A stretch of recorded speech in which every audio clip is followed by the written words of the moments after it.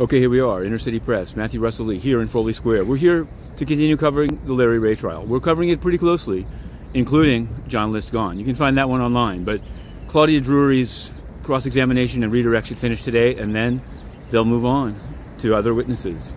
Now, across the river on the Eastern Front, the U.S. rested its case against Roger Ng, and now his defense will begin with the wife brought in from Malaysia. There was a lot of disputes and troubles of getting her to the United States.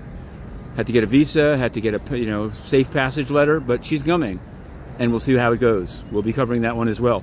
Today at 10 o'clock, Lev Parnas, if you remember him, Lev Parnas is going to be sentenced by Judge Etkin, whose office is in the building behind me, 40 Foley Square. However, I don't believe the sentencing is going to be in person, and although there are some cameramen, of which I'm sometimes a part, in front, maybe it's to catch the lawyer, maybe it's to catch the trash-talking lawyer, or maybe Lev is going to come in and call by Microsoft Teams from the basement. Nobody knows. He's pleading guilty to the Fraud Guaranty. Did you hear of that company, Fraud Guaranty? Rudy Giuliani was in on the scene.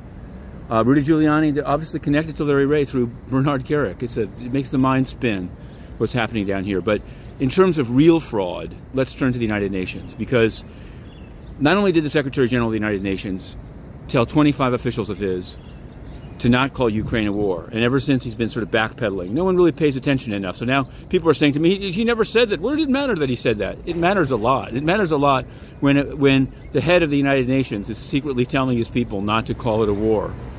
That matters. Now, yesterday there was a vote in the General Assembly, and it did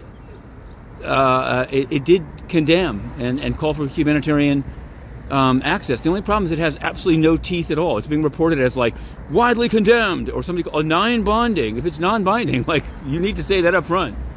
Now, we noticed and did a tweet this morning about countries that didn't vote at all, didn't even abstain. China abstained, India abstained, but Cameroon and Morocco didn't even vote. Okay, Morocco has, I don't know. You'd have to ask them, because I can't get into the building because Guterres has banned me, but I'm going to keep pushing. To be continued.